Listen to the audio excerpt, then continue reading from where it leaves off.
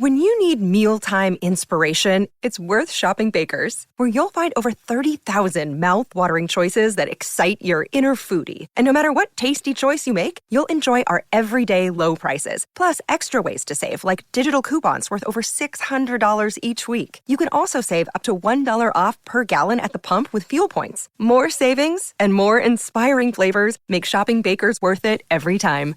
Baker's, fresh for everyone. Fuel restrictions apply. The Tudors Dynasty Podcast. Hello and welcome back to the show. I'm your host, Rebecca Larson. Well, March was Women's History Month, but on this show, we really like to celebrate women on nearly every episode. So today we are going to celebrate women in history, but we're also celebrating the birthday of Dr. Emma, who I welcome back. Happy birthday, Emma. Happy birthday. Thank you. Turning 40 is definitely a milestone. It is. So technically my birthday is May 22nd. So this will be aired on my last day in my 30s. So I feel so Can honored. I start crying now or should I wait until the end of the episode? No, I'm only kidding. It's great. Best time of my life. You know what? Your 40s are fantastic. So embrace them. Not that I would know because I'm like 15. So Yes. But you think you know because you can envision it. Good. That's what I'm envisioning. Amazing things in my 40s. So I'm excited. I'm ready. And birthdays in May are always fun. it's a perfect time of year to have a birthday. Well, I'm going to Chicago tomorrow to see some friends who are coming from Spain to visit me for my birthday, to laugh in my face that I'm turning 40 so they can do it here in person in Chicago. Then we'll come to Minnesota. We like to go to the cabin in Minnesota, so we'll go up north, and it's just going to be fun to turn 40 because it's about who you get surrounded by, really, and who you're with celebrating these things. And I'm very lucky to be celebrating with my family and my friends this time. I love how quintessential Minnesotan you are now because you are going up north to the cabin, which is such a Minnesota thing to say. Well, I am becoming American very soon. Yes, congratulations. So, you betcha. There it is again. There it is. I'm from Bemidji, actually. Inside Minnesotan joke here for the listeners. Yes, from Bemidji. So, Emma, why don't you let the listeners know kind of what we're going to be talking about today? Well, today this is a special request for my birthday because I want to talk about a wonderful initiative that has been going on in the Prado Museum. You guys know I talk a lot about this museum because I study a lot of the artworks in its collections. But the good thing about this museum, it is out of all the big museums in Europe that were founded from royal collections, it is the one where women had a most crucial role in its birth, in the conception of its collections, and also in the contributions of really masterpieces of art into the collections now that are showcased in the rooms. So it's impressive to think that women have been, because of a woman, we have this a wonderful museum, and because of women that are linked to the royal houses of the ruling houses in Spain throughout time, we have amazing masterpieces by Titian, Rubens, and other amazing artists. So Velázquez, it's something to feel very proud about as a Spaniard. And I am very close to this project because the scientific director is my mentor, and she was my advisor in my PhD. Her name is Noelia Garcia Perez, and she's doing a wonderful job. She is the most hardworking person I know, and the public is responding really, really well. So I invite everyone to this summer when you go to Madrid in this trip everybody's doing this summer to Spain, including me. I booked my flights last night. So I'll be there in July and August, and I'll be going to visit this new itinerary of the women that contributed to the collections of the Prado Museum. This time, second edition in the 17th century. Ooh. But in the first edition, it was the women in the 16th century. Well, really starting at the end of the 15th century with someone we've talked about a lot, Isabella of Castile. Wonderful. And I just have to say, if you've never checked out the website for the museum, please do because you can see so many amazing paintings on there as well. They have a special website for El Prado Femenino, and they have so much information there of the activities. This is a multifaceted initiative. It's not just the itinerary that is now running. It was inaugurated some days ago, and it will run until the end of September. So now you can follow an itinerary. You can download it before you go to the Prado Museum. You can even download it and follow it in their virtual tour that they have now if you can't make it Oh, to Spain this year. So you can actually do it from home. But in this case, you can download the pamphlet and you can actually look at it and see where these works have been placed. And it's basically two types of works. It's the portraits of these women, so we can see them. We can see who are the women who contributed to this amazing museum, but also the artworks that they had in their collections and that finally became part of the royal collection, Spanish royal collection, and therefore became part of the Prado Museum. Let's remind everyone that the Prado Museum started because of the of a woman, a queen of Spain, the Isabel de Braganza, Isabel de Braganza, and she was the wife of King Ferdinand VII of Spain. And she was the one to, there's a painting of her as foundress of the Prado with the Prado in the background that is there and you can go and visit. So I encourage you to look at their website. And if you can, I encourage you to go to Madrid this summer because it's going to be amazing. And check out all the initiatives they have. They have tons of activities to do surrounding this initiative that is basically just a justice thing, right? It's women have had a tremendous impact in the artistic production in Spain, and this is a way to showcase it in our most prestigious institution, really art institution, which is, it's a privilege really to be able to be part of this. I was lucky enough to be part of the first edition because that's the time frame I study. With a person we've talked about a lot too, Mary Tudor. So I wrote the piece on her and a first idea on how Mary was a great patron of the arts. It's just something we don't know because of all this bad press that she's had over the centuries. So it's amazing to be able to contribute to that with yeah. talking about one of the tutors, really. Well, we always love when there's a connection to the tutors one way or another. Yes. And we'll include links in the show notes as well to the websites and any Yeah. other things that Emma wants you to be able to see. But Emma, where do you want to start on this? So, yeah, we can start by talking about those first two portraits that in the first itinerary. So this year, like we said, the itineraries are focused on the women in the 17th century. And they are as important as Christina of Sweden, who, for example, had a very interesting life.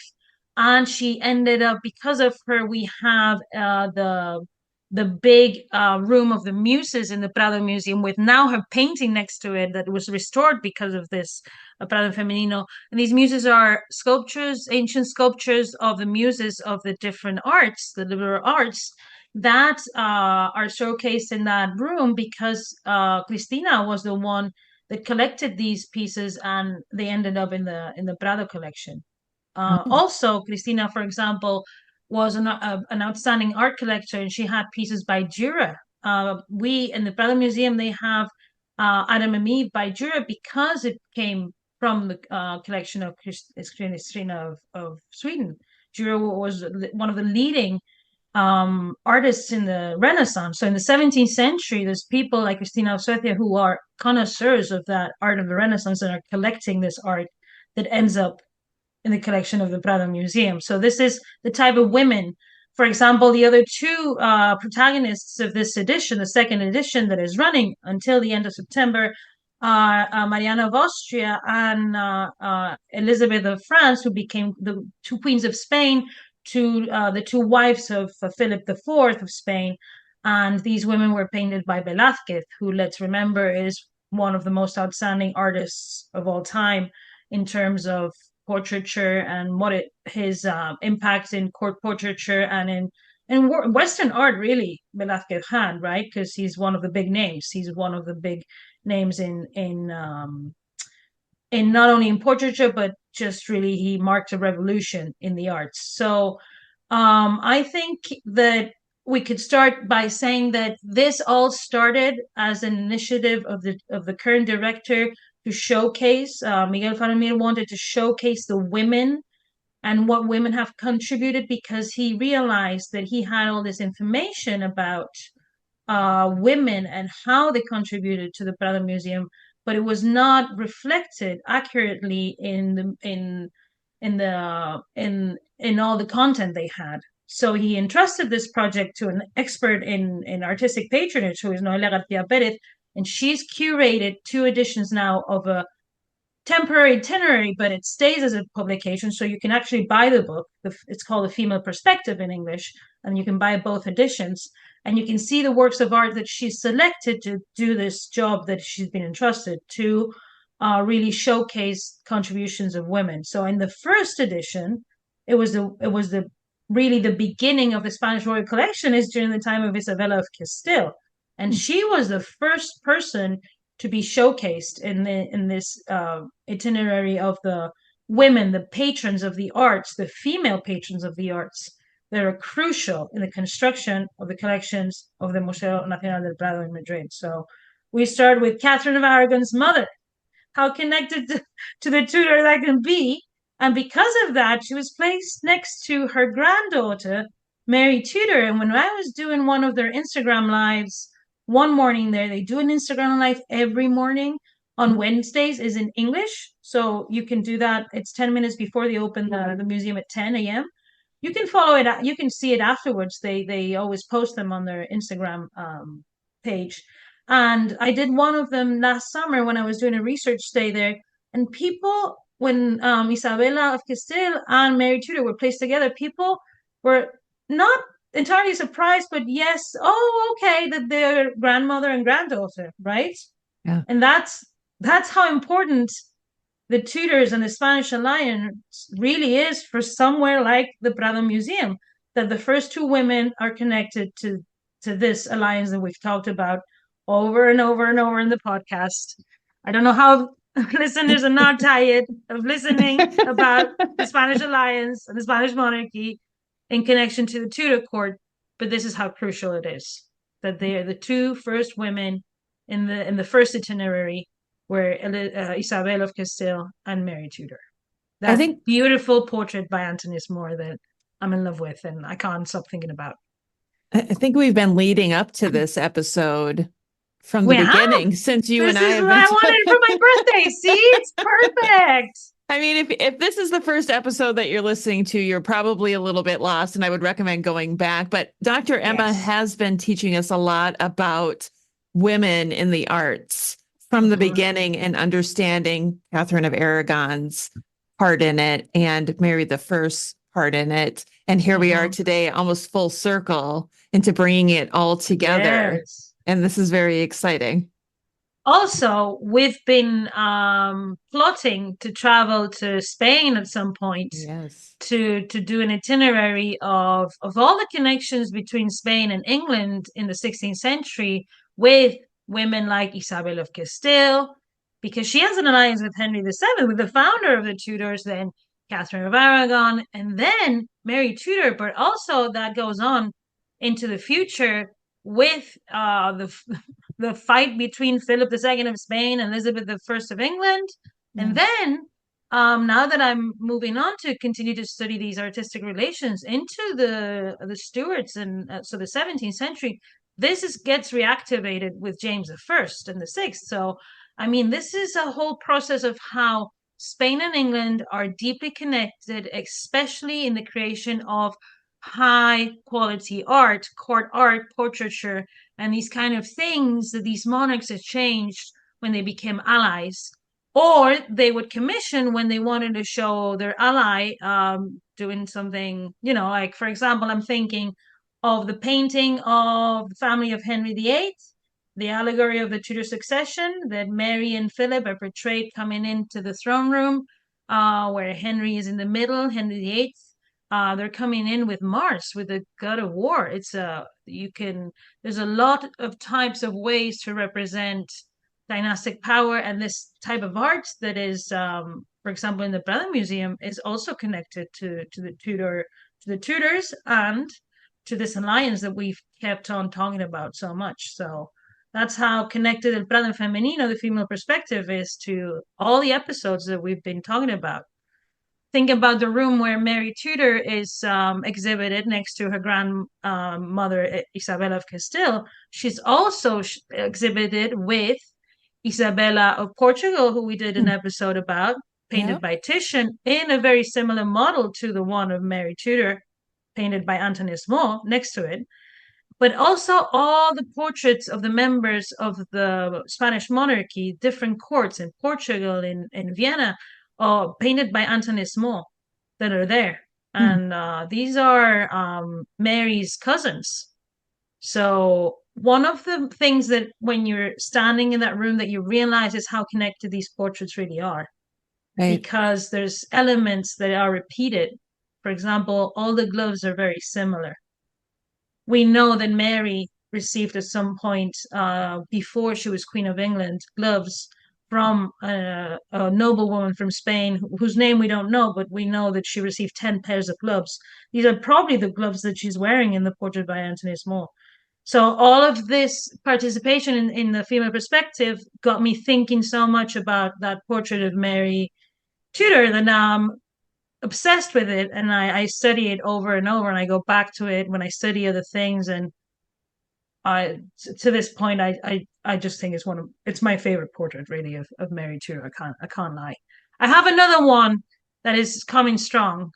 We can talk about it too, but this one of Antonis More, it's just when you see it in person, it's a different experience. So anyone who hasn't seen Mary in person should go to see Mary in person. I'll have to take Dr. Peter Sifel, to see Mary, because I don't think he's seen Mary in Madrid, and we can't have that, right? No. We need to take Peter. So he's coming to the tour, I think. He needs to be on the tour. I think he'll be up to it. I think so too. Yeah. And I think on the episode that I had with Dr. Steffel recently, that we talked about a specific Mary and Philip portrait where they're kind of, I don't know, their heads are bigger than their bodies, and he's leaning up against the chair, and Peter mentioned, I think that was the portrait or the painting where he had mentioned she was wearing blue and gold. And I thought it was black, and the two little dogs on the bottom. That's such an interesting painting to look at. My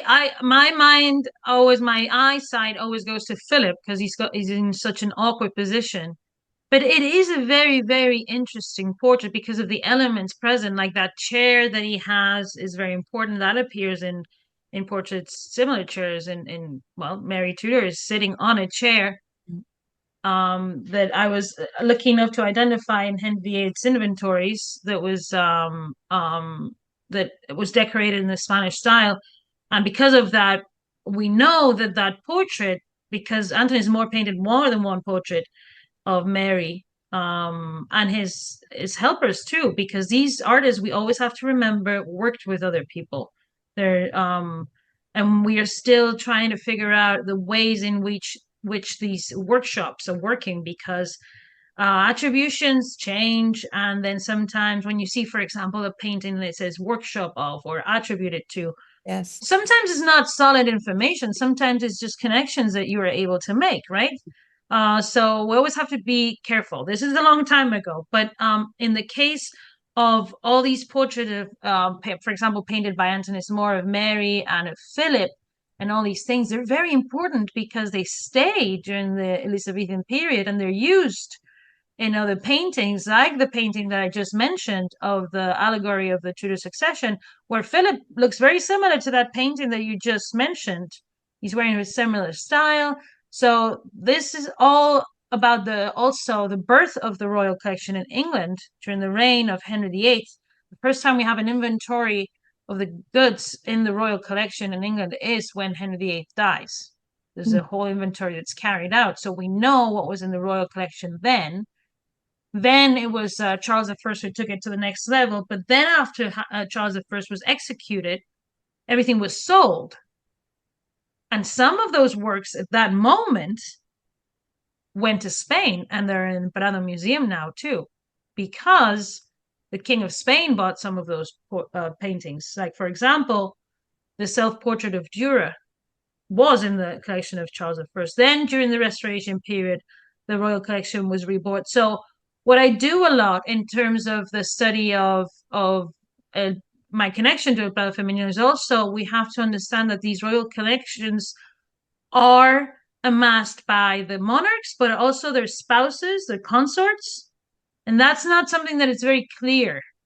For example, that is something that we have to study in relation. And I did a study last year. I had a grant to do a comparative study of how, let's ask the same question that Noelia Garcia Perez asked for El Prado Femenino for the English Royal Collection. Have women been crucial to the configuration of this collection? Short answer is yes. Long answer is yes. Indeed.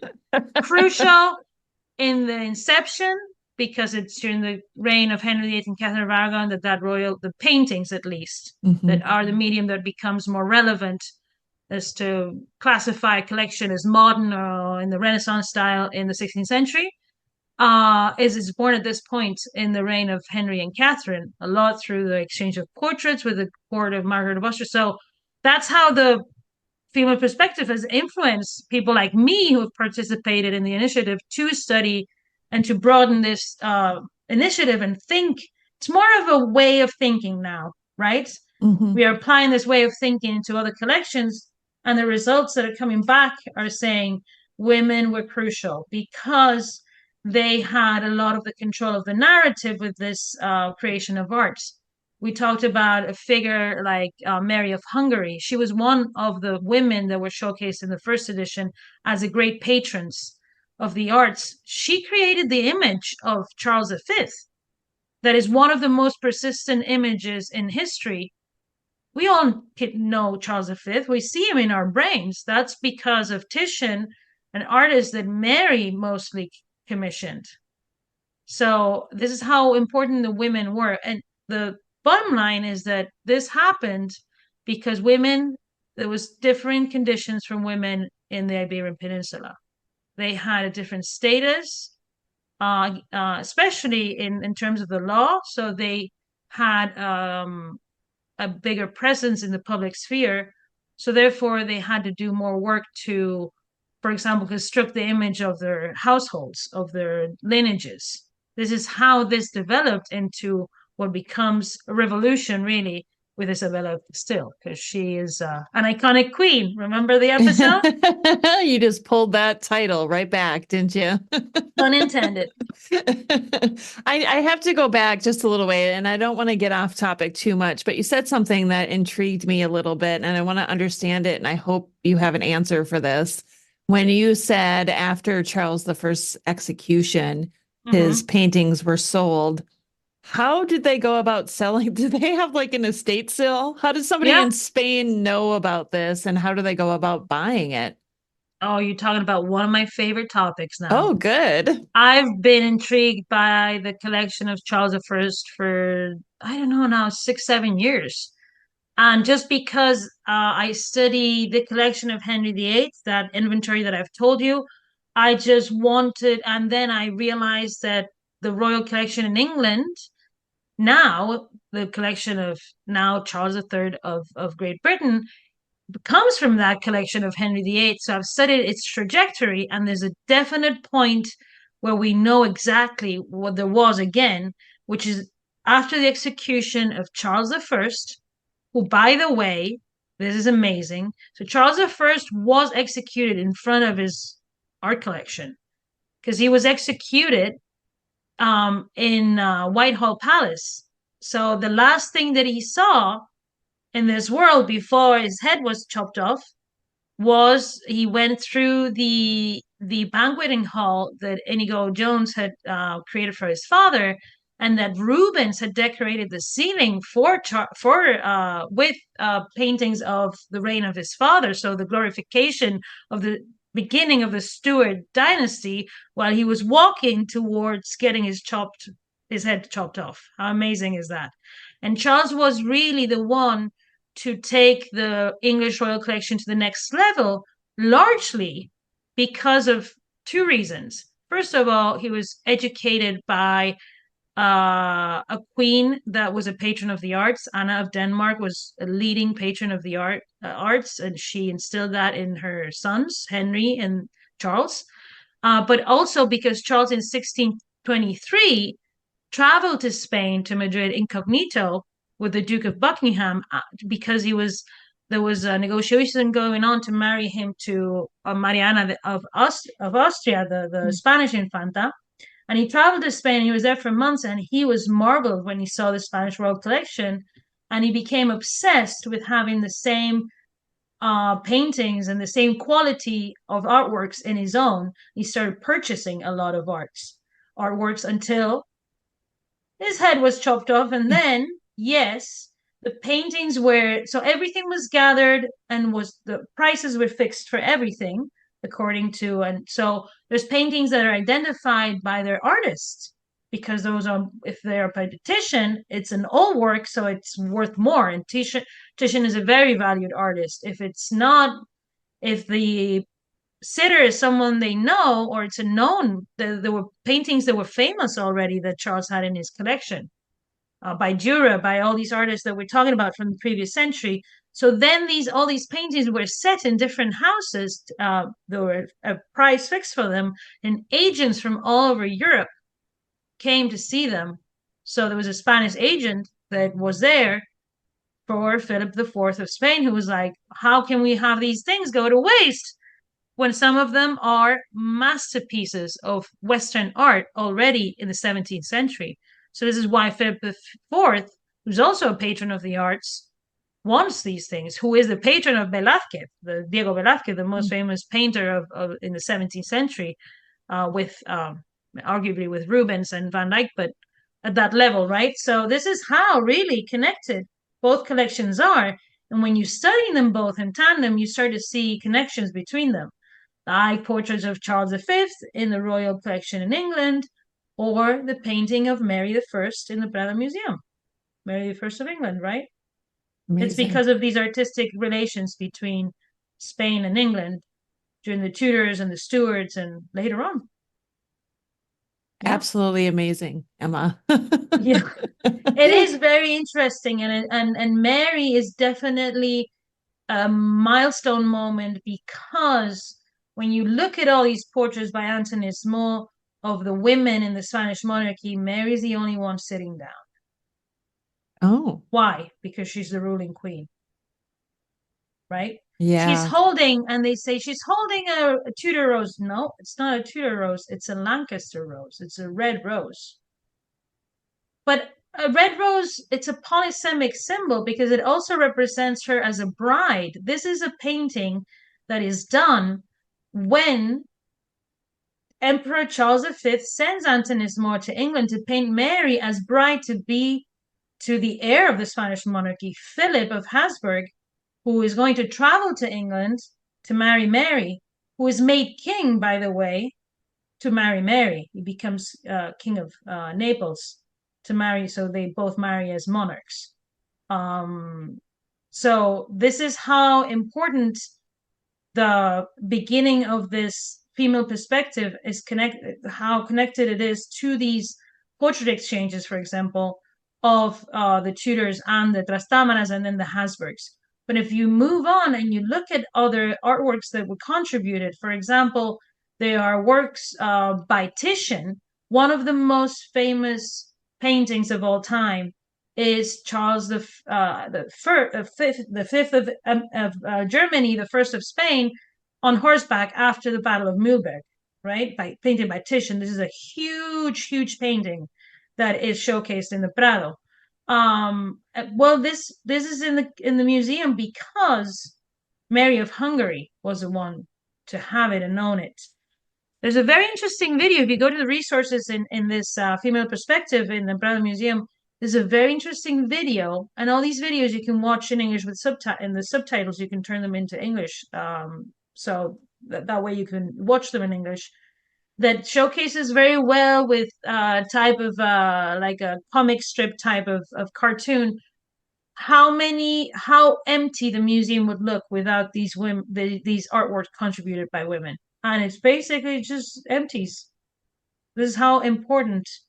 And this is arguably the best, one of the best museums in the world. I mean, nobody can argue against that, right? So this is something that has made a lot of the public in Spain, especially the women, obviously very proud.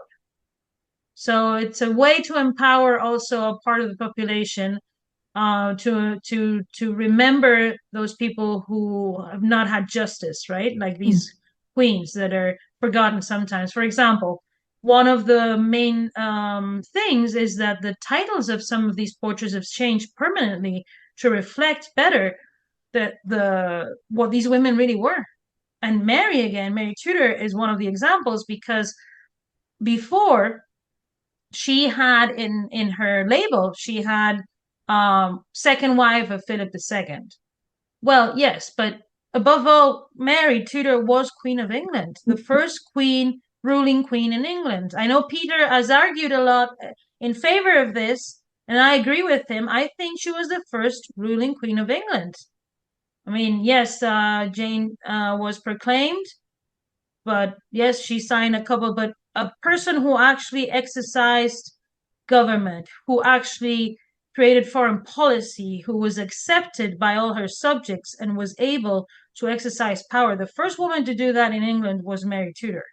Right. So to give her rightful place, when a girl goes there and sees her label, now she's Mary Tudor, Queen of England. She's nobody's wife, because she was somebody's wife, but that's not the important thing when it comes to represent her overall, and why she's someone that is there, and why it's important to know about her, right? Yeah. Well, let's use the example if Queen Elizabeth II was referred to as Philip's wife instead of the Queen of England. Imagine that. That's a great example, because it does sound ridiculous, but at the same time, that's the way it was labeled, right? Yeah. And to be honest, like Peter was saying, because I was listening to the episode before we started this, because I'm obsessed with this podcast. And I'm obsessed with Peter's work. I think he's wonderful. And that was a very, very good podcast. So people can go and listen to that too, because we're talking so much about Mary too. One of the important things to remember with Mary is she created an image of power that was very strong in England, even after she married Philip. So she didn't just give in to him, and he became king of Spain, head of the Spanish monarchy, so king of all the new places in America, the whole Iberian Peninsula almost, until later he didn't become king of Portugal, but he was Archduke of Austria. He was really a powerful man, but she stood her ground, and she was still the dominant part in England. And she cultivated that image, and she pursued that everybody knew that, right? And I thought that was so interesting that Peter was able to unravel that with the study of her imagery, because imagery is important. Like we just said, we can close our eyes and think of Henry VIII, and we know what he looks like, right? Well, I know what he looks like because he's looking at me. Rebecca tortures me every single time. I've been cropping him out of the videos, so nobody sees him anymore. It just ends up. But he's there, people. This is what she does to me. I think she does this on purpose. It's very unsettling. Henry, now I can only see one of his eyes. There you go. She has a poster on her. Yes, there he is looking at me. Every time I come to this podcast, Henry's judging every single thing. It just gives me power and empowers me. That's why it's there. It's just for you, Emma, to empower you. What do you think about that, Henry? One of the things I love that you talk about so much on these episodes is Mary of Hungary, because honestly, before you came on the show, she was kind of just an afterthought to me. This European lady, whatever, she did her stuff over here. I had no idea how involved she was in the arts. She was involved in the arts. She was called by many like the shrewdest mind in of her time. Period. Not a woman, mind. Like human. One of the most intelligent humans to live in the 16th century for sure. Very capable woman, very committed to duty. And she reminds me, when we think about these women, we have to remember that they have a position of power, but it's this position of power is always linked to a man, right? Yeah. Because it's the system is the patriarchy, obviously. And in the case of Mary of Hungary, she has been overshadowed by Charles V, who was really the person to give her power. But Charles V would have been no one without first Margaret of Austria, well, without first his mother, who gave birth to him. In the toilet. Okay, you said it. Because, after I said that in the episode about the children of Juana, that got everybody loved that. But it's such a known thing in Spain when you study Spanish history because it's a funny anecdote. So, but I wasn't ready for the impact of this revelation, Rebecca.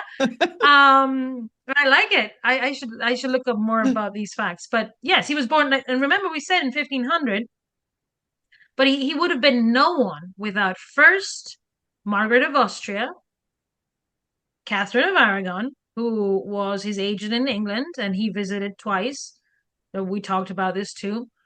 Mary Tudor, really, who also was always there for him. This was a very tight-knit family because the women were extremely dutiful and loyal.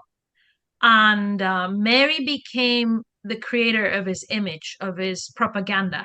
The one, too, from a place where she was governing, which was the Netherlands. It was a center of art creation, worldwide innovative and high quality art creation. She created this image of power of Charles. For example, this is a very cool anecdote connected to, again, the female perspective and Mary Tudor. When Mary becomes Queen of England, Mary of Hungary is like, oh, great, I know who she's going to marry. She's going to marry Philip, who is the son of Charles V. Let's remember Charles V had been betrothed to Mary, and then he married Isabella of Portugal, and that's why the whole affair went down in the Tudor court too, right? We've talked about this. Yeah. Well, fast forward to 1553 when Mary becomes Queen of England. And she is, yeah, she's been crowned. She is going to make it. She will rule England. She's going to be married to the next King of Spain. And Mary sends a portrait of Philip to her cousin Mary Tudor, because they're cousins, and she says, look at this portrait by Titian of Philip, who's going to be your husband. This was painted some years ago, so he looks more like a man now. And she tells the ambassador, make sure the queen looks at it from afar. This is how you view this new art by this new artist. So she's teaching Mary Tudor how to look at Titian's work because Titian is starting a revolution in portraiture. Portraits had been very small before. So Mary really is at the center of artistic innovation and the production of high quality art.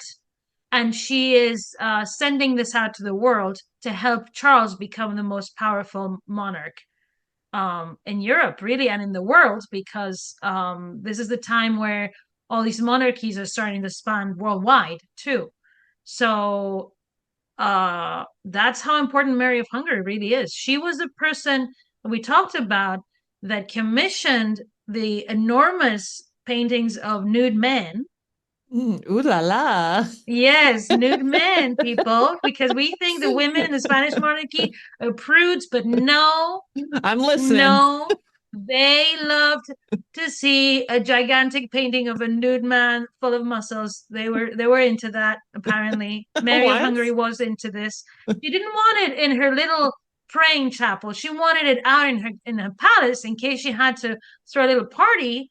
Right. You know, the men were there to remind that, you know, life is wonderful. So it was for nude men.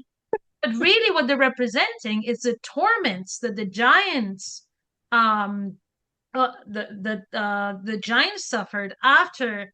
So it was a message that if you didn't respect Charles V's authority, you would end up like the Titans and end up suffering great torments, right? And so through the use of Greek mythology, this is how involved this woman is in the Renaissance, because nudity, mythology, all of this is what I think people haven't grasped about someone who also had religious paintings that were amazing, that are now in the Prado Museum, like paintings by Roger van der Weyden and other types of artworks that she contributed. These women were not just pious women. They were also deeply, they were courtesans, and they were deeply involved in the amazing part of the Renaissance that became that new idea of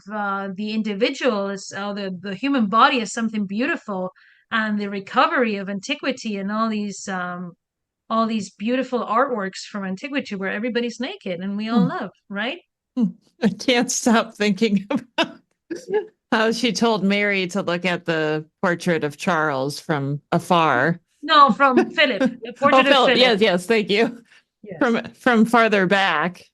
Well, the portraits Titian paints in a new form, which means he paints in a larger scale. So it is better for you, and he has a wide stroke, and the way he paints, you can see better the portrait if you're standing back, because these portraits start to leave the personal private spaces to become part of portrait galleries displayed in public places. So the format has to be bigger. If it's different when you have a portrait of someone that is little in your for yourself to look at, to remind you of that person, than when you're in a palace when many portraits are displayed and you're saying, this is my cousin so and so. And we have accounts of ambassadors visiting these places, and for example, if you had to talk about someone, you would just stand in front of their portrait and be like, oh yeah, he's doing all right. He doesn't look like that anymore. He lost one of his front tooth, and you know, he lost a leg in the last so what I mean is they also have a power to represent an absent person. So for example, when we analyze the portrait collection of Henry VIII, why I know that Catherine of Aragon contributed so much is because the majority of the portraits are of people of the Spanish monarchy. Which is amazing. Which is amazing. Some of them are still in the royal collection, like a portrait of Charles V, where you can see how beautiful he really was. No, it's a portrait that really represents Charles V as he was, with his huge jaw, that actually Mary Rose Tudor probably had when a portrait painter was sent by Margaret of Austria in 1514, when Mary was painted as the bride-to-be of Charles. So yeah, this is how. And then when you see, for example, the portraits of Charles V by Titian, he's had some Photoshop on that chin. You know what I mean? He's wearing his beard, which is makeup for men. Yeah. His chin is like he's had surgery, or Titian was good with Photoshop. You know what I mean? He's had some work done. He's had some work done. Yes, exactly. One of the last portraits of Charles V is in the Royal Collection in England, in the Royal Trust. So there's a lot more work that needs to be done in these connections. Especially, they're all bubbling in my head since I participated in Female Perspective in the Prado, because you start to see how the women are really the ones exchanging the portraits. It's usually the women. It's, for example, Mary of Hungary again, who is the one in charge to oversee Holbein when he arrives to paint Christina of Denmark, when Henry VIII wants to marry her. Right. That full length. The full length portrait that is in the National Gallery in London. There is a copy, a shorter format copy in the version copy, we don't know, probably a later version, But it was already in the collection of Henry VIII. Mm. There were two portraits of Christina. There was the full length one, but also a second one. And at least the full length portrait, we know it was executed by Holbein. We have details of how long it took. So we have details of that actual sitting, and but they were not going to let Christina marry Henry. They were like, yeah, but Holbein can paint her, sure. And Henry actually fell in love with Christina when he saw the portrait, because that's what he did. He would just see a portrait and be like, oh, I love this one. Yes, bring her over. I promise I won't chop off her head. And then he would. So that's why Christina was like, no, thanks. I'm going to pass. But Mary of Hungary still had to enable Holbein to do that, because even though she was very upset with what happened to Catherine of Aragon, life continued and Mary Tudor was still there. And see how fast she activated everything when Mary became queen? She was like, okay, get the Titian portrait of Philip, send it to England. Come on. And then Charles was like, St. Anthony's Mall. We want a picture of this new queen that is half Spanish. Right. What a big deal. First Queen of England was half Spanish. I don't know if that's a hard pill to swallow for some people, but it's the truth. You can't go wrong with the truth, right? Can you? No. No. When Catherine of Aragon came to England with all of her Spanish entourage, they married the English. A lot of them. Catherine of Aragon and Castile, aka Catherine of Spain, that's the name that Thomas More uses when she arrives in her, well, not when she arrives, in her coronation poem, she's called Catherine of Spain. So, but she's also, for example, when she arrives in the pageants that are done for her great entry in London in 1501, there's also references to her Lancastrian origin. So there are many aspects of the Antonis Mole portrait that have not been studied before that I'm studying, because it's a portrait filled with symbolism. I know you love symbolism. So it's filled with that. But I would recommend you, I mean, the best thing is to go and see her in person, so you can really fall in love with her, because there's a video of the restoration. The painting gained a lot after it was restored. Mary looks, before she looked yellowy. It looked just tired. The painting looked tired. Right. When it was, and that you can see it in the video, when the varnish, the old varnish is taken off, and you can see something that the ambassadors described. Mary had porcelain skin. Her skin was very, very fine, very fair, and it was admired by people. Imagine at a time where people had all sorts of things on their skin, to find someone who had super clear, beautiful skin like Mary did. A lot of people say, and this was something that was taken off the description of the portrait, that she wasn't good looking, because there's, always bad press with Mary. Well, that's not the way she was described many times. And we have to remember two things. First of all, she's 37 in this portrait, okay? So she's not a 15-year-old girl. Maybe people should realize that the majority of the paintings that we're looking at of portraits of really pretty girls are 15, 14, 10, 12, 18, 16. It's not the same to be 16 to be 37. I know that now that I'm going to turn 40, okay? Maybe one day we can show a picture when I was 16. Right. People can realize that you don't look the same when you are in your late 30s. Well, and they didn't have the skincare products that we have now. Yes. And second, this is not a portrait to represent Mary as someone sensual or someone beautiful. It is a portrait to represent Mary as someone majestic, as someone powerful in a new way, because women have not been represented like that before. So the portrait, she has a tension in her look that is just mesmerizing, because it's just, you're like, she is powerful, you can tell just by looking at that portrait. But at the same time, there's something in her look that is, you can see her sorrow, what she's been through. I don't know. It's just very powerful when you see it in person. The way Moore is so good at doing that. He's done all the elements of the symbolism. You're like, oh yeah, this woman who's sitting and has this rose in her hand and these gloves, she's in charge. But then when you concentrate on her face and you look, and it's someone, it's someone. It could be someone that is next to you. So this is the power of Antonis More too. And I think everybody should go, and you can tell. One of the best things is when you stand there, you can go to the next painting, which is the one of Isabella of Portugal by Titian, and you can tell that's been painted post mortem, so after her death. It's too idealized to be a person, a real someone. Whereas the portrait of Mary Tudor, I swear to God, I stand in front of her, and one of these days she's going to talk to me. She will. I mean, I love imagine that. that. No. Then you have, Her head turns and she starts talking to you. She's like, oh, "Hey, Dr. Emma." no, then I would just go back to my friend's house and just have a nice cool afternoon, because, or maybe call a doctor.